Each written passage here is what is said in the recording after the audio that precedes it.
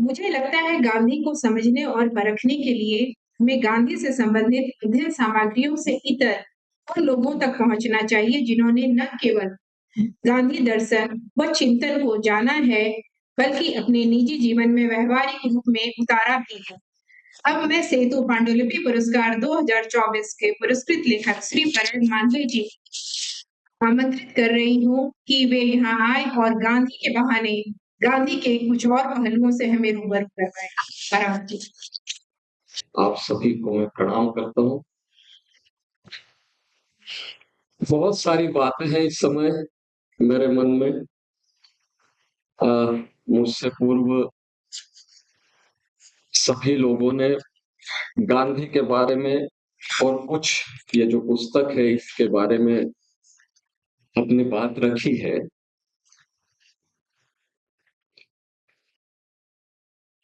गांधी एक ऐसा विषय है, क्योंकि मैं अगर याद करूं तो कम से कम पिछले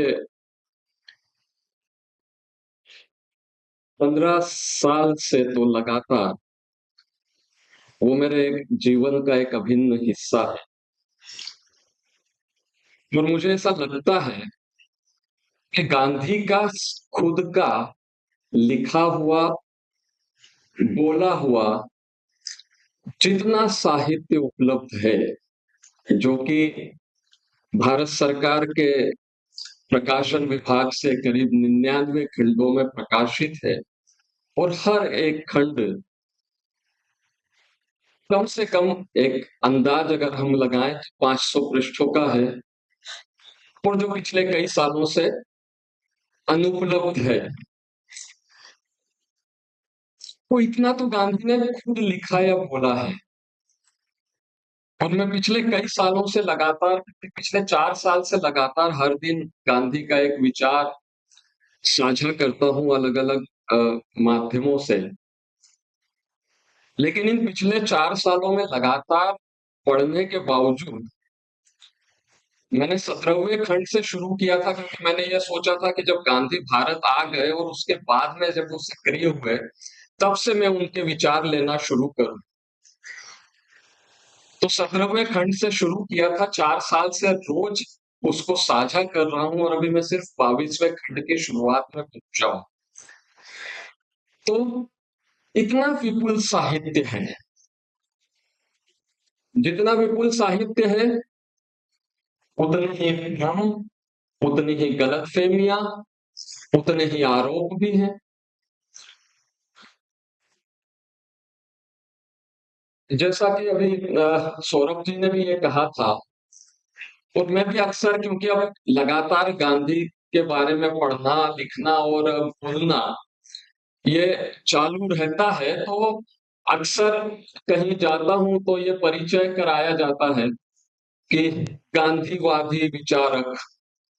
और मैं हमेशा, जैसा सौरभ जी ने कहा, यही मेरा भी वाक्य होता है कि मैं गांधीवादी नहीं हूं, क्योंकि गांधीवाद का विषय है ही नहीं। मैं गांधी प्रेमी हूं।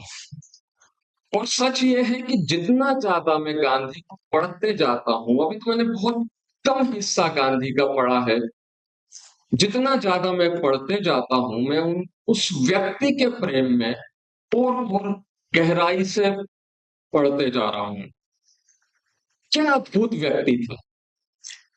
लेकिन छोड़ दीजिए, आज जो ये बात अगर हम कहें कि क्यों खंडन मंडन की बात हुई, गांधी के ऊपर आरोप लगते हैं, बहुत सारे लगते रहे, उनके जीवन काल से लगते रहे, आज भी लग रहे हैं, आज थोड़े से ज्यादा जोर शोर से लग रहे हैं।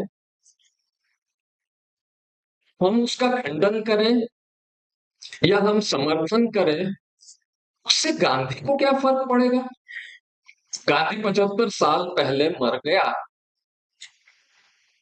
अब आप उसकी कितनी भी तारीफ करेंगे, जय जयकार करेंगे, पूजा करेंगे, उसको भगवान बना देंगे, तो भी गांधी को कोई फर्क नहीं पड़ेगा। गांधी को गालियां देंगे, आलोचना करेंगे, तो भी गांधी को फर्क नहीं पड़ेगा।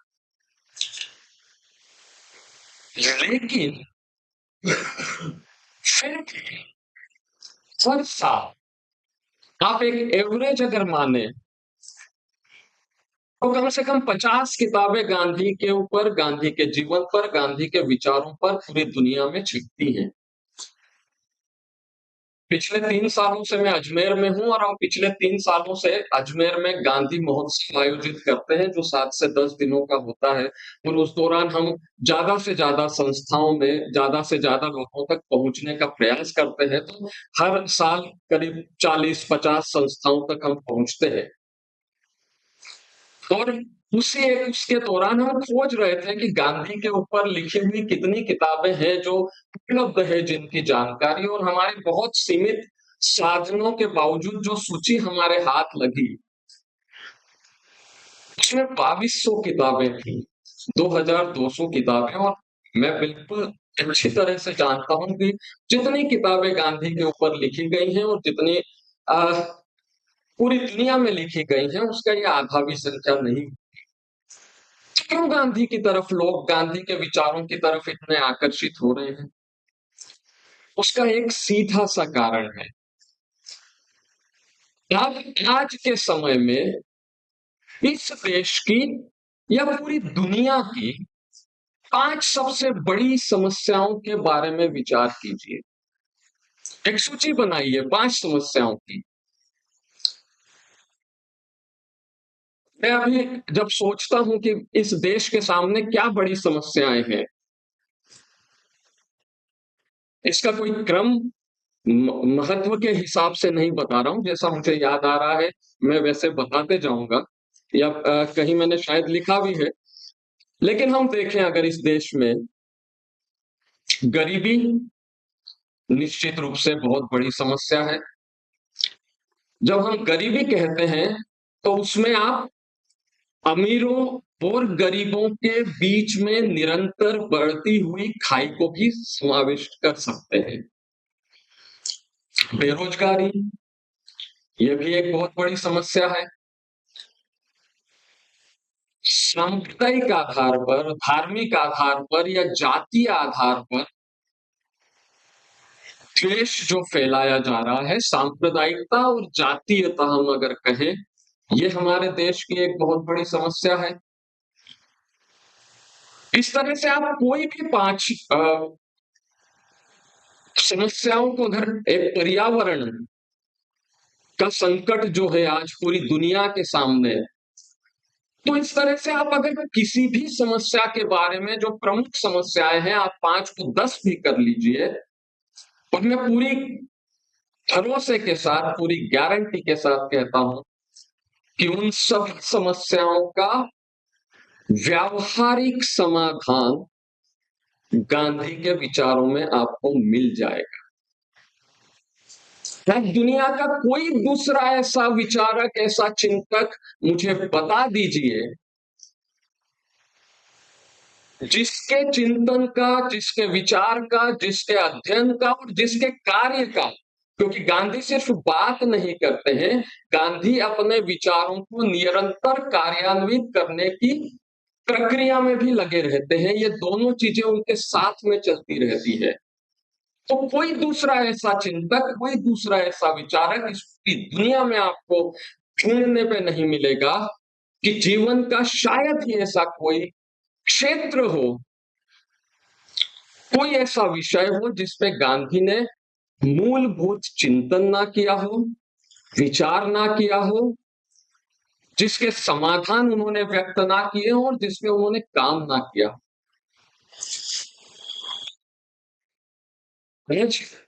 जो बाकी चीजें चल रही हैं उसमें बहुत जाने का अर्थ नहीं है।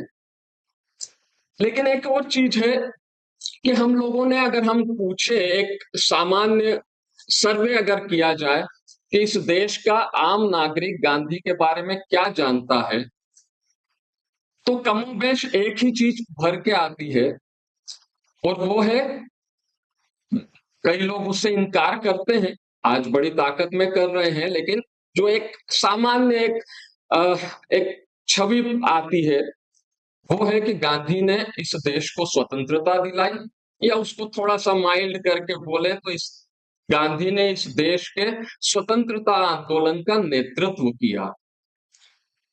सच है, इसमें तो कोई शक नहीं है। कि 1915 में जब दक्षिण अफ्रीका से गांधी भारत आए, 1 साल तक गोपाल कृष्ण गोखले की सलाह पर उन्होंने भारत भर का दौरा किया और उस दौरान उन्हीं की सलाह पर किसी भी तरह के राजनीतिक वक्तव्य से परहेज किया। लेकिन उसके बाद 1916 से लेकर उनकी हत्या 1947 तक, 6 महीने पहले देश स्वतंत्र हुआ था, तो हम मान सकते हैं कि 15 अगस्त 1947 तक लगातार 3 दशकों से भी ज्यादा समय तक गांधी जी इस देश के स्वतंत्रता आंदोलन का एक प्रमुख चेहरा बने रहे। लेकिन इसके बावजूद सच ये है कि उनका ये राजनीतिक रूप उनके पूरे व्यक्तित्व का एक बहुत छोटा सा हिस्सा था। मैं पिछले 15 साल करीब मैंने 3 साल पहले मैं अजमेर में आया हूँ, इससे पहले महाराष्ट्र में था, नासिक में। और उस दौरान मुझे ये सौभाग्य मिला कि क्योंकि महाराष्ट्र में एक बहुत बड़ी एक परंपरा रही है समाज के लिए कार्य करने वालों की और ऐसे लोगों की जिन्होंने समाज के हित में अपना पूरा जीवन दिया हुआ है। और ये मेरा सौभाग्य है कि मुझे भी उनमें से बहुत से लोगों के संपर्क में आने का मौका मिला। और उस जरिए जितना मैं देख पाता हूँ, आप इस देश के किसी भी हिस्से में समाज के हित में काम करने वाले, निस्वार्थ भाव से समाज के लिए काम करने वाले लोगों की एक सूची बनाइए और आप ये पाएंगे कि उनमें से अधिकांश के कार्य करने की प्रेरणा के पीछे कहीं न कहीं गांधी के विचार है।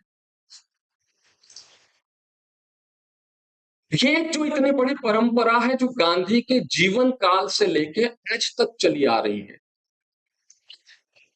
अगर आप इसका विचार करेंगे तो वो जो स्वतंत्रता दिलाने वाला गांधी है वो बहुत छोटा नजर आएगा।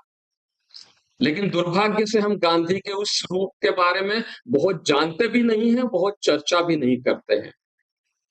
इस किताब में एक अध्याय है जिसकी बहुत सारे बार चर्चा भी हुई है कि क्रांतिकारी गांधी। क्रांति क्या होती है? क्रांति होती है मूलभूत बदलाव। और मूलभूत बदलाव जो है वो जरूरी नहीं है कि हथियारों के दम पर ही हो। गांधी ने इसको झुठलाया है और गांधी ने किस तरह के मूलभूत बदलाव किए अलग अलग क्षेत्रों में उसकी चर्चा है। मैं उस पर बहुत विस्तार से नहीं जाऊंगा, लेकिन अगर हम उस दृष्टि से देखें तो गांधी जैसा अद्भुत क्रांतिकारी व्यक्तित्व आपको दुनिया में दूसरी जगह ढूंढने से भी नहीं मिल सकता।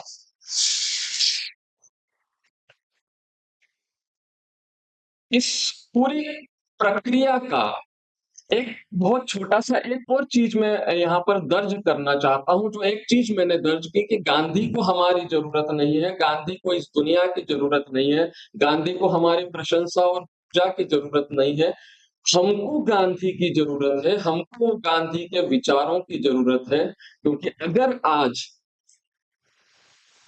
वो जो एक सपना है, मैं उन कि ये दुनिया ऐसी बने जिसमें किसी के साथ में भी शोषण ना हो, हर व्यक्ति को विकास करने का, आगे बढ़ने का रास्ता मिले, तो आपको गांधी की तरफ जाना होगा। आज प्राकृतिक संसाधनों के सिर्फ मुनाफे के लिए, ज्यादा से ज्यादा मुनाफे के लिए, कम से कम समय में ज्यादा से ज्यादा मुनाफे के लिए जिस तरह से दोहन हो रहा है और उसकी वजह से ये सुंदर पृथ्वी जिस पे हम रहते हैं और अभी तक जिसका हम कोई और पर्याय खोज नहीं पाए हैं, जो दुनिया के बड़े वैज्ञानिक हैं, जो विचारक हैं, वो भी इस बात से सहमत है कि अगर इस प्राकृतिक संसाधनों के दोहन की यही गति रही तो अगले 50 सालों बाद ये पृथ्वी हमारे रहने लायक नहीं रह जाएगी। तो अगर हम अपने को, अपनी इस पृथ्वी को और अपने आने वाली पीढ़ी को और मनुष्यता को बचा लेना चाहते हैं, तो भी कहीं न कहीं हमको गांधी की तरफ ही जाना होगा। दुनिया इस चीज को समझ रही है। कभी कभी मुझे लगता है कि हमारा देश जो है ना वो बहुत कृतज्ञ लोगों का, एहसान फरामोश लोगों का देश है, कि जो हमारे लिए कुछ करता है हम उसके प्रति, उसके किए हुए के प्रति कृतज्ञ होने की जगह उसको गाली देते हैं। लेकिन ये दुनिया इस चीज को समझती है, तो इसीलिए यही वजह है कि सारी दुनिया में गांधी विचारों के प्रति जो आकर्षण है, गांधी विचारों को समझने की कोशिश है, वो लगातार हो रही है। लेकिन एक बहुत बड़ा संकट है जिसकी चर्चा यहाँ पर हुई भी है। ये किताब लिखने की जरूरत नहीं थी, नहीं होती, क्योंकि वो इसलिए हुई क्योंकि गांधी को किसी भी तरह के खंडन मंडन की जरूरत नहीं है। लेकिन क्योंकि हमको जरूरत है, तो खंडन करना, उन गलतफहमियों को दूर करना, गांधी को सही परिप्रेक्ष्य में लोगों के सामने लेकर जाना भी बहुत जरूरी है। आज जो इतना बड़ी आवाज आपको गांधी के विरोध में नजर आती है, उसका सबसे बड़ा दोष अगर है तो मैं कहूंगा कि वो उन गांधीवादियों का है जो गांधी के जाने के बाद से आज तक गांधी के नाम पर अपनी दुकान चलाते आ रहे हैं। क्यों ऐसा है? क्योंकि हमारा देश बहुत सदियों से अब ये स्थिति है। आप पुरानी बातें छोड़ दीजिए कि जब हमारे देश में चिंतन की एक लंबी परंपरा हुआ करती थी, लेकिन अब हमारा देश जो है वो लकीरों के फकीरों का देश है, जहां पर हम अपने पुरातन से प्रेरणा पाकर नया चिंतन नहीं करते हैं। हम उसी को पूजा करते हुए आगे बढ़ाते रहते हैं, उसी को रटते रटते आगे बढ़ाते रहते हैं, उसके ऊपर विचार नहीं करते हैं। हम अपनी जो विरासत है उसको पोटली में बना के उस अगरबत्ती घुमाते रहते हैं, लेकिन कभी खोल के उसको पढ़ते नहीं है, कभी खोल के आज के परिप्रेक्ष्य में उसकी नई व्याख्या करने का प्रयास नहीं करते हैं। पिछले 75 सालों में गांधीवादियों ने, जो गांधीवादी कहे जाते हैं, यही काम किया। अगर आपको गांधी को समझना है, बाकी सारी चीजें छोड़ दीजिए।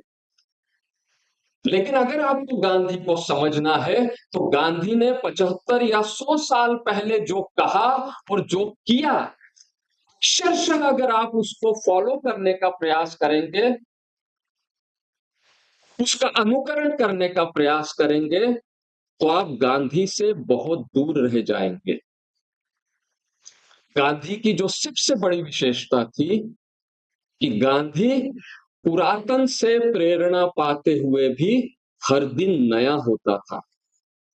ये बहुत प्रसिद्ध वाक्य है गांधी का, आप सब लोगों ने पढ़ा होगा, सुना होगा कि गांधी ने यह कहा था कि एक ही विषय पर मेरे लिखे हुए में अगर आपको विरोधाभास नजर आए अलग अलग समय पे मेरे लिखे हुए में या मेरे कहे हुए में, तो आप मेरी बाद में कही हुई बात पर विश्वास करें, क्योंकि वो मेरे नए अनुभवों के आधार पर मैं उन नतीजों तक पहुंचा होऊंगा। गांधी कभी भी पत्थर नहीं थे कि एक बार जो कह दिया है बस उसमें कोई परिवर्तन नहीं हो सकता। गांधी प्रयोग करने वाले थे। इसमें एक अध्याय है गांधी की वैज्ञानिकता। अब ये गांधी और विज्ञान ये बड़े अचरज में डालने वाला एक समीकरण लग सकता है, लेकिन विज्ञान की एक विशेषता है कि वो किसी भी चीज को अंतिम नहीं मानता। उसमें नए निष्कर्षों के लिए हमेशा खुलापन रहता है। और यही गांधी के व्यक्तित्व की एक बहुत बड़ी विशेषता थी कि गांधी नए के लिए हमेशा खुले रहते थे, किसी भी चीज को अंतिम नहीं मानते थे। और गांधी के आत्मकथा में जो भूमिका है उसमें भी गांधी ने यह लिखा हुआ है कि ये जो मैंने लिखा हुआ है और ये जो मेरे सत्य है जिनके मैंने प्रयोग किए, तो वो प्रयोग मेरे हैं, और वो जो निष्कर्ष है वो निष्कर्ष मेरे हैं। तो आप जो है आंखें बंद करके उन निष्कर्षों को सही मत मान लीजिए। आप सिर्फ मैंने किए हैं और मैं एक नतीजे पर पहुंचा हूं, आप अपने ढंग से उन पे प्रयोग कीजिए और आप अपने निष्कर्षों तक पहुंचिए।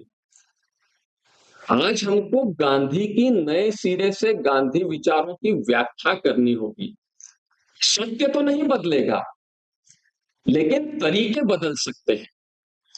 एक छोटे से उदाहरण से मैं इन बातों को खत्म करता हूं कि उदाहरण के लिए अगर हम कहें कि मैं पिछले कई सालों से बहुतांश, पूरी तरह से तो नहीं, पर बहुतांश खादी के कपड़े पहनता हूं। आप लोगों ने देखा होगा कि जो भी गांधीवादी हैं, जो कहलाते हैं, जनरली वो खादी जो है उनका एक पक्का वस्त्र होता है। अब क्यों खादी पहनते हैं? इसलिए पहनते हैं क्योंकि गांधी जी ने खादी को लेके एक लंबा आंदोलन चलाया था। गांधी ने खादी को जो है स्वतंत्रता आंदोलन का अंग्रेजों के खिलाफ एक बड़ा हथियार बना दिया था। अब उसमें बहुत सारी चीजें हैं। उसमें एक बात ये भी है कि गांधी एक अतिरिक्त रोजगार का साधन इस देश की जनता को देना चाहते थे, जो अधिकांशतः खेती से जुड़ी हुई थी और साल के 4 महीने, क्योंकि वर्षा पे आधारित खेती थी, तो बाकी के 8 महीने निष्क्रिय बैठे रहते थे। और उस निष्क्रियता के कारण एक अकर्मण्यता का स्वभाव भारतीयों के भीतर भर गया था, और उस अकर्मण्यता को दूर करना भी गांधी का एक उद्देश्य था। इनको रोजगार का एक अवसर मिले, यह भी गांधी का एक उद्देश्य था। विदेशी वस्त्रों के माध्यम से भारत का पैसा विदेशों में जाता है, उस प्रवाह को रोकना भी गांधी का एक उद्देश्य था। लेकिन हम इन सब चीजों को नहीं जानते हैं, क्योंकि गांधी ने कहा है इसलिए हम खादी के कपड़े पहनते हैं। ये हुआ गांधी का अंधानुमान। आप मुझसे पहनेंगे, पूछेंगे कि मैं क्यों खादी के कपड़े अधिकांशतः पहनता हूं, तो मेरा जवाब ये नहीं होगा कि गांधी ने कहा था इसलिए मैं पहनता हूं। मेरा जवाब होगा कि इसके 3 कारण हैं। पहला कारण, हमारे देश की जो जलवायु है, उस जलवायु में खादी का कपड़ा जो है वो सर्वोत्तम है, क्योंकि ये ठंड के दिनों में आपके शरीर की गर्माहट बचा के रखता है, और गर्मी के दिनों में आपके शरीर ठंडा रखने का काम करता है। और ये काम ये किसी भी दूसरे दुनिया के किसी भी दूसरे कपड़े के मुकाबले, वस्त्र के मुकाबले बेहतर ढंग से करता है। ये एक कारण हुआ। दूसरा कारण, खादी इस दुनिया का सबसे ज्यादा इको फ्रेंडली कपड़ा है, सबसे कम कार्बन फुटप्रिंट वाला कपड़ा है, जिसके उत्पादन में कम से कम ऊर्जा का प्रयोग होता है। तीसरा कारण, हम जो बाकी के कपड़े पहनते हैं अधिकांशतः जो मिलों में बनते हैं, कारखानों में बनते हैं, उसका एक बड़ा हिस्सा उस कारखाने के मालिक या जो कंपनी वो बनाती है उसके मालिकों के हिस्से में पहुंचता है। खादी एक ऐसा कपड़ा है जिसका अधिकांश हिस्सा, 60% हिस्सा करीब करीब, अब चीजें बदलने लगी हैं, लेकिन अभी तक भी जो सूत काटता है, जो या उससे पहले जो पुनिया बनाता है, या जो उसको बुनता है हाथ पे, उस तक पहुंचता है। तो विकेंद्रीकरण का ये एक बहुत बड़ा माध्यम है। तो ये वजह है जिसकी वजह से मैं खादी पहनता हूं, और मुझे लगता है कि हम सब लोगों को खादी को ज्यादा से ज्यादा बढ़ावा देना चाहिए। तो हमको यह देखना पड़ेगा कि आज के संदर्भों में गांधी के मूल विचार को देखते हुए हम उसकी नए सिरे से किस तरह से व्याख्या कर सकते हैं। आज की जो समस्याएं हैं उनमें कुछ के तो मैं जैसे कह रहा हूं कि आपको हल मिल ही जाएंगे, लेकिन हम नए उपाय किस तरह से खोज सकते हैं मूल आत्मा को कायम रखते हुए। जब तक हम इस तरह से गांधी विचारों की नए सिरे से व्याख्या नहीं करेंगे, गांधी विचारों को आत्मसात करके आज के समय के हिसाब से नए उपाय नहीं खोजेंगे, हम गांधी को मूर्तियों में तो सीमित रख सकते हैं, लेकिन फिर गांधी बहुत ज्यादा समय तक गांधी क्या कुछ भी नहीं बच जाएगा, क्योंकि दुनिया जिस गति से विनाश की तरफ जा रही है, तो ये सारी चीजों की जरूरत रही नहीं जाएगी। तो हमको एक बार नए ढंग से गांधी को समझने की बहुत ज्यादा जरूरत है। बहुत बड़ा विषय है और एक-एक चीज मैं क्योंकि लगातार पिछले कई सालों से है तो मैं मुझे समझ में भी नहीं आ रहा है इस समय कि मैं क्या कहूँ और क्या छोड़ूँ। कई घंटों तक एक-एक विषय लेके भी बोला जा सकता है, इतने विस्तार से बोला जा सकता है। लेकिन मैं यहाँ पर रुकूँगा, लेकिन रुकने से पहले मैं अपनी कृतज्ञता व्यक्त करना चाहता हूँ, सबसे पहले तो सेतु प्रकाशन को और उस निर्णायक मंडल को जिसमें ममता जी भी थी। क्योंकि आज के इस समय में गांधी के ऊपर लिखी हुई किसी किताब को पुरस्कृत करना भी एक साहस का काम है और ये साहस सेतु प्रकाशन ने किया है, तो इसके लिए मैं बहुत साधुवाद व्यक्त करता हूँ, बहुत धन्यवाद देता हूँ। ये किताब सिर्फ मेरी नहीं है, निश्चित रूप से मेरी नहीं है। मैं कृतज्ञता व्यक्त करना चाहता हूँ नासिक के जीवन उत्सव परिवार के प्रति। आपको थोड़ी सी बस 5 मिनट और आपके लूंगा। जिस समय मैं कॉलेज में पढ़ा करता था, स्कूल कॉलेज में, उस पूरे दौरान में आज जिस तरह से होता है कि आप सामान्यतया नई पीढ़ी के किसी भी व्यक्ति के पास में जाएँगे तो वो रटी-रटाई बातें कहेगा कि गांधी विभाजन के लिए जिम्मेदार थे, गांधी की वजह से बँटवारा हुआ, गांधी ने बहुत ज़्यादा मुसलमानों को इतना बढ़ावा दिया कि उसकी वजह से ये देश 2 टुकड़े हो गया वगैरह-वगैरह सा उसमें 55 करोड़ भी कहीं आ जाते हैं। तो मैं भी वही रटी-रटाई बातें मुझ तक पहुँची थी और क्योंकि वो उम्र ऐसी होती है जब क्रांति और वो तथाकथित शस्त्रों वाली क्रांति आपको आकर्षित करती है, तो मैं बहुत गांधी को गालियाँ दिया करता था। लेकिन मुझे बचाया पढ़ने की मेरी आदत ने। पढ़ने का शौक था क्योंकि शुरू से।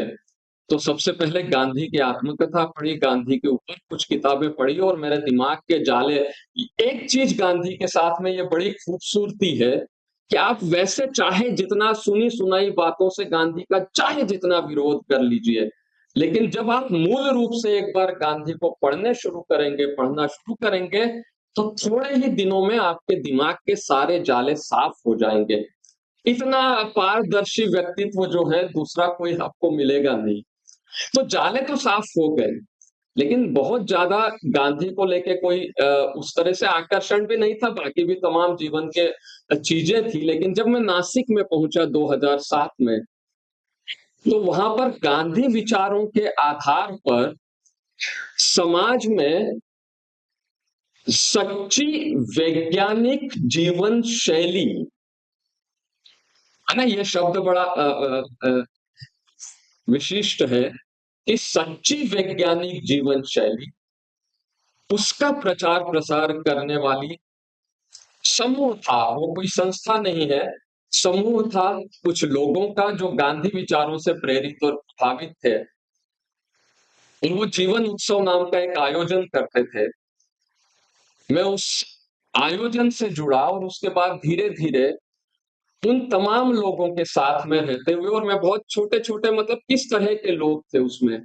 उसमें एक प्राध्यापिका वासंती सोर थी, अब उनकी मृत्यु हो गई कुछ सालों पहले।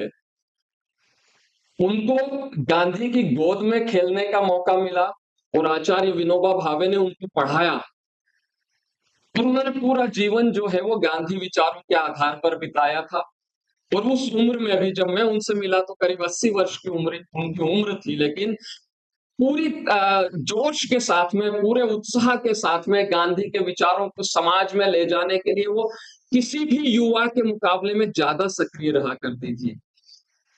उसमें नलिनी नावरेकर और उनके भाई श्रीकांत नावरेकर हैं, थे दोनों। जो स्वच्छता के क्षेत्र में हमने आज भले ही हम स्वच्छता के बारे में बहुत सारी चीजें चल रही हैं, लेकिन पिछले 25 वर्षों से लगातार वो स्वच्छता के क्षेत्र में सक्रिय है। देश भर में बहुत बड़ा नाम है उस क्षेत्र में। वो शामिल थे। एक मुकुंद दीक्षित और उनकी पत्नी वासंती दीक्षित है, जो 20-21 साल की उम्र में बाबा आमटे के पास पहुंचे थे, जिन्होंने कुष्ठ रोगियों के लिए आनंद वन खड़ा किया था। और फिर आदिवासियों के बीच में उन्होंने बहुत सालों तक काम किया और आज भी नासिक के पास में त्र्यंबकेश्वर के कुछ गांव में गांव को आत्मनिर्भर बनाने के लिए वो काम कर रहे हैं और पूरी तरह से ये जीवन दानी है, जिन्होंने पूरा जीवन इसी कार्य के लिए दे दिया, अपने लिए कुछ नहीं किया। अजीत टक्के उसमें शामिल हैं, जिन्होंने गांधी विचारों से प्रभावित होने के बाद अपना पूरा व्यवसाय छोड़ के और इन विचारों को पर्यावरण के लिए क्षेत्र में काम करने के लिए पूरी तरह से अपना जीवन बदल दिया। गौतम भटेवरा उसमें है, जो इंजीनियर है, सिविल इंजीनियर है और बड़े व्यवसायी थे निर्माण के क्षेत्र में। उन्होंने वो सारा काम छोड़ के और जैविक खेती के क्षेत्र में काम शुरू कर दिया। और इतना सब कुछ होने के बावजूद आप उनको देखेंगे तो बहुत सामान्य आपको दिखेंगे, उनका रहना, उनका व्यवहार। एक अजीत बर्जे उसमें है, जिन्होंने अपना काम छोड़ के पर्यावरण पर आधारित, मेरे ख्याल से देश में शायद ही कोई ऐसी लाइब्रेरी हो, लेकिन पर्यावरण पर आधारित लाइब्रेरी उन्होंने शुरू की। ऐसे कितने ही लोग हैं। और ये मैं सिर्फ नासिक का जिनके जीवंत संपर्क में मैं आया हूं, सिर्फ उनका जिक्र कर रहा हूं। इन लोगों के संपर्क में आके और इनका काम देख के मुझे लगा कि मैं तो कुछ भी नहीं हूं। उनमें मेरे एक मित्र हैं शेखर गायकवाड़, जो आज तक 2-2.5 लाख से ज्यादा वृक्ष लगा चुके हैं और सिर्फ लगाया नहीं है, जिसकी सेहत संभाल भी उन्होंने की है, जिनके साथ में 10-12 साल तक वहां पर जुड़ा रहा लगातार। तो समाज के लिए ये काम करने वाले इतने लोगों के साथ में रह के ये सारे लोग जो हैं किसी भी किताब के मुकाबले में गांधी विचार और गांधी दर्शन को समझने के सबसे सशक्त माध्यम थे। कि गांधी ने भी ये कहा कि मेरा जीवन ही मेरा संदेश है। और इन लोगों का जीवन, इन लोगों का कार्य, इन लोगों की निष्ठा, इन लोगों का समर्पण, इन लोगों का बलिदान, इसने मुझे गांधी को ज्यादा बेहतर ढंग से समझने में सहायता दी। मैं बहुत ऋणी हूं। अगर ये लोग नहीं होते तो ये किताब भी नहीं होती और आज मैं गांधी पर 2 शब्द बोलने का अधिकारी भी नहीं होता। पिछले 3 सालों से मैं अजमेर में, और मेरे आने के तुरंत बाद में कुछ लोगों का समूह इकट्ठा हो गया और हमने गांधी महोत्सव वहां पर शुरू किया। उस गांधी महोत्सव के दौरान, जैसा मैंने कहा, हम 3 सालों से लगातार लोगों के बीच में जा रहे हैं। गांधी के बारे में जो तमाम तरह की गलतफहमियां हैं, उनका उत्तर देने की कोशिश कर रहे हैं। उससे बहुत सारे लोग जुड़े हैं, जिसमें कवि आलोचक अनंत भटनागर है, प्रसिद्ध मंचीय कवि, और अब अन्य विधाओं में भी अपना एक बहुत अच्छा काम कर रहे रास बिहारी गौड़ है, और भी कई सारे लोग हैं। इन लोगों के साथ, इन लोगों के साथ में रह के, इन लोगों से चर्चा करने के बाद में जितना गांधी को समझ पाया, उसका एक छोटा सा अंश इस किताब में है।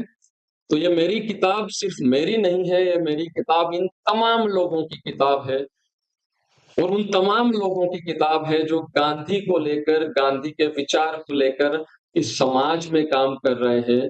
क्योंकि गांधी का होना इस देश में और इस दुनिया में प्रेम का होना है, करुणा का होना है, सद्भाव का होना है, सहिष्णुता का होना है, प्रकृति के संभाल का होना है, और सबसे बढ़कर मनुष्यता का होना है। हम सब लोग अपने लिए, अपनी सुंदर पृथ्वी के लिए और अपनी आने वाली पीढ़ी की भलाई के लिए थोड़ा सा गांधी के विचार को समझने की कोशिश करें। और गांधी सिर्फ समझने की चीज नहीं है, वो जीवन में उतारने की चीज है। तो उनको थोड़ा सा अपने जीवन में भी उतारने की कोशिश करेंगे तो शायद हम थोड़े से ज्यादा मनुष्य हो पाएंगे। आप सब लोगों का एक बार फिर बहुत बहुत धन्यवाद।